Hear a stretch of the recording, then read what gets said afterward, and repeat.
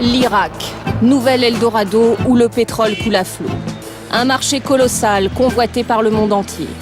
L'Irak, c'est un pays qui veut se reconstruire et donc qui a besoin de toutes les énergies. Mais l'Irak, c'est aussi les attentats, les enlèvements. Pour s'y implanter, il faut être bien protégé. Ce qu'on redoute, ce sont les terroristes. Il y a beaucoup d'étrangers qui travaillent ici. Le business a bien repris en Irak. Avec ou sans la France?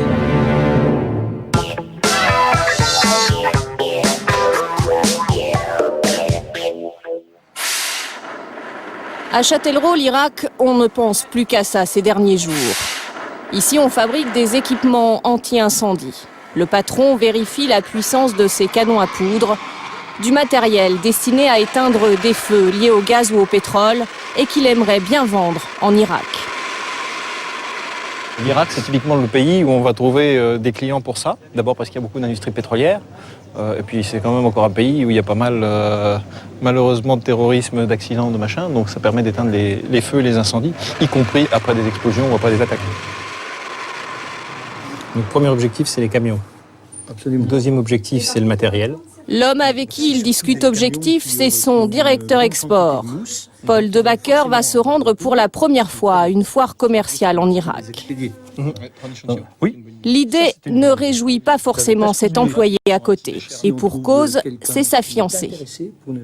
On en a parlé un petit peu, c'est quelque chose qui me fait un petit peu peur, mais bon, qu'est-ce qui vous fait peur? Ce qu'on entend à la télé, ce qu'on voit, effectivement, ça peut faire un peu peur quand même. L'Irak à la télévision. C'est un pays à feu et à sang depuis l'invasion américaine en 2003. Un repère pour terroristes.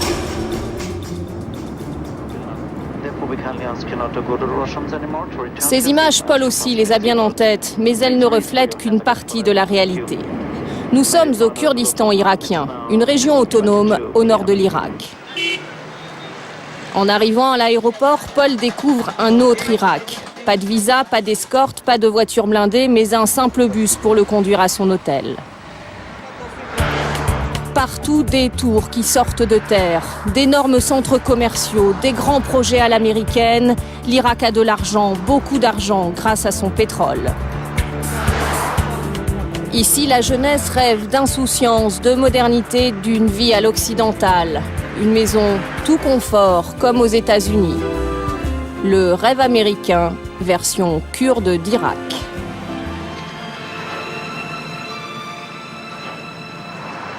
Un rêve chèrement protégé. Partout, des postes de contrôle. Le Kurdistan irakien est relativement épargné par les attentats. Il faut dire que ces policiers d'élite sont tous kurdes et se méfient des Irakiens du Sud. Ici, tout ce qui ressemble à un arabe est suspect, nous confie leur chef, hors caméra. C'est bon, allez-y. Au tout nouveau consulat français, accueil du groupe d'entrepreneurs tout juste arrivés de France pour participer à la foire commerciale. L'ambassadeur de France à Bagdad, Boris Boilon, est là pour les convaincre d'investir en Irak. Vous êtes là, vous avez fait l'effort de venir. Des patrons qui posent beaucoup de questions. À quoi bon faire du business dans un pays corrompu et dangereux? C'est de la dynamite. Boris Boilon a la réponse. L'Irak, c'est 8% de croissance en ce moment. C'est 600 milliards de dollars de reconstruction. C'est 2 millions de barils par jour pour un pays qui a les deuxièmes réserves sans doute d'hydrocarbures dans le monde. Autrement dit, c'est un pays qui a un énorme potentiel. À côté de l'ambassadeur, Frédéric Tissot, le consul. Malgré son handicap, il a accepté sa nouvelle mission. Créer un consulat au Kurdistan. La France veut renouer ses relations commerciales et politiques avec l'Irak. Il s'est donc installé ici il y a 2 ans. J'habite dans cette maison là où j'ai aménagé des rampes, etc. C'est pas très beau, mais pour moi c'était très pratique. Un homme habitué au terrain difficile, ancien médecin humanitaire, vieux compagnon de route de Bernard Kouchner. Frédéric Tissot connaît bien le Kurdistan. Auprès des Kurdes, à l'époque des massacres de Saddam Hussein, il a ensuite été de ceux qui ont organisé leur évacuation vers la France. Les Kurdes savent que je ne suis pas là par hasard, parce que j'ai un passé, un présent et un futur avec eux. Voilà. On se rend compte qu'on a construit toute sa vie quelque chose, on ne savait pas tout à fait ce que c'était, et puis tout d'un coup, ça il y a des choses qui bourgeonnent. Départ pour la grande foire commerciale. Des gardes du corps kurdes pour l'escorter, mais surtout pour l'aider dans son handicap suite à une mauvaise chute. On m'a envoyé un véhicule qui n'est pas digne du protocole d'un consul général de France, mais de temps en temps, je l'utilise. Là, pour le coup, je me sens handicapé de monter dans un truc comme ça. Ça fait un peu corbillard. J'aime pas du tout ça. Arrivé devant l'entrée de la grande foire internationale. I am just here in front of trade fair, but the security does not want I enter inside. Bon, il y a toujours des petits problèmes pour entrer. La sécurité est toujours très stricte et c'est très bien. Mais c'est vrai que, moi, je vais pas faire 3 km en fauteuil, quoi. Et pourtant, le consul finira bien sans son véhicule. Impossible de transiger avec la sécurité. Tous les responsables politiques kurdes sont là pour l'inauguration. Hey, how are you? I'm fine, thank you. Oh, how are you, dear colleague? Yes, it's long time. Un consul général très populaire. Ici, on aime la France, un vrai plus pour le business. C'est pas uniquement le business, l'argent, etc. Les échanges, les relations entre les différentes sociétés de tous les pays, la reconstruction amène la paix. À la foire, nous retrouvons Paul sur son stand. Qu'est-ce que vous vendez? Ce que je vends, des équipements anti-incendie. Premier contact, pour Paul, il s'agit de se faire connaître auprès de clients potentiels. J'en ai eu deux qui sont venus, alors ça fait que commencer. 2 en 3 heures. C'est ça. Ça, c'est les banques.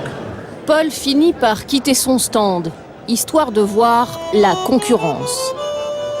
Les Allemands, les Turcs, les Iraniens, les Coréens, les Américains, tous sont là, et depuis des années, contrairement aux Français. Si vous voulez, je peux vous apporter une brochure. C'est la première fois que je vois un Français sur ce salon. C'est bien. Je pense que les Français sont en train de rater le marché irakien. Il faut venir, qu'ils se fassent connaître aussi à Bagdad. Il y a beaucoup d'opportunités pour eux. On a tellement de projets dans le pétrole, les trains, les avions. J'ai jamais vu d'entreprise française ici depuis 2005. Bonjour, vous allez bien? Enchanté. Pour soutenir nos entrepreneurs, l'ambassadeur fait le tour des stands. Là, tout à l'heure, j'ai rencontré par exemple un de nos compatriotes qui est spécialisé dans la construction pour les égouts. Bon, ça, ici, ça serait parfait, mais simplement, le type, il y arrive tout seul. Il n'a aucune chance de réussir. Aucune chance de réussir, car ici, les Irakiens ne contactent pas les entreprises une à une pour leurs gigantesques projets. Ce qu'ils veulent, un interlocuteur et un seul qui représente tous les corps de métier. Et le problème qu'on a, qui est quand même assez absurde, c'est qu'on n'arrive pas à trouver. Alors que moi, les Irakiens me demandent en disant voilà, vous voulez, voilà, j'ai 5 milliards, là j'ai 500 millions. C'est des offres réelles, c'est-à-dire c'est vraiment des gens, je vois bien, ils ont le chéquier, ils ont le. Et je leur dis écoutez, je suis désolé, on n'arrive pas à trouver. Et si on n'a pas trouvé, ça nous passe au-dessus de la tête et ce sont des centaines de boîtes françaises qui sont pénalisées. Le nouvel ambassadeur ne manque pas de tempérament. Bientôt, C'est un des anciens conseillers Moyen-Orient du président Sarkozy. Il parle couramment l'arabe et n'a que 39 ans. C'est le plus jeune ambassadeur de France. Il vient d'être nommé à l'un des postes les plus difficiles. Ici, on ressent une liberté gigantesque pour les diplomates que nous sommes, qui vivons à Bagdad dans des conditions d'extrême sévérité sécuritaire. Quand vous arrivez à Bagdad, vous ne voyez que des murs. Vous êtes entre des murs tout le temps. Ce sont des murets qui se construisent très rapidement, un peu comme des Legos, qui sont très hauts et qui sont placés là pour limiter les effets en cas d'explosion. Ça agit très fortement sur le moral, je peux vous dire, au bout d'un certain temps. C'est pourtant à Bagdad que se signent les plus gros contrats. L'ambassadeur tente de convaincre les Français de s'y rendre, mais sans nier le danger. Messieurs, dames, si vous envisagez de revenir à Bagdad, ce que je vous encourage à faire, vous avez juste 2 principaux risques. C'est le risque d'être de la faute à pas de chance. Vous êtes là au mauvais moment quand une bombe explose. Pour lutter contre ce risque, il y a un moyen très simple, c'est une voiture blindée que vous pouvez louer et que nous, on vous fournira. Et puis le deuxième risque, c'est l'enlèvement. Parce qu'il voit marqué sur votre front $, et donc vous êtes enlevé. Et pour lutter contre ce risque-là, une autre manière très simple, c'est d'avoir une voiture suiveuse avec des mecs en armes. Au moins c'est clair. La tragédie de... Mais cette sécurité coûte cher, trop cher pour les PME. Seuls les grands groupes peuvent se le permettre. Voici la plus grande cimenterie d'Irak, et elle est française. Lafarge l'a inauguré en avril dernier. Priorité des priorités, la sécurité. Ces hommes en armes appartiennent à des sociétés privées payées par le cimentier. Fouilles minutieuses. Chaque matin, il faut près de 2 heures pour contrôler les 2000 salariés. On s'assure que les employés ne fassent pas entrer des armes à feu ou des couteaux.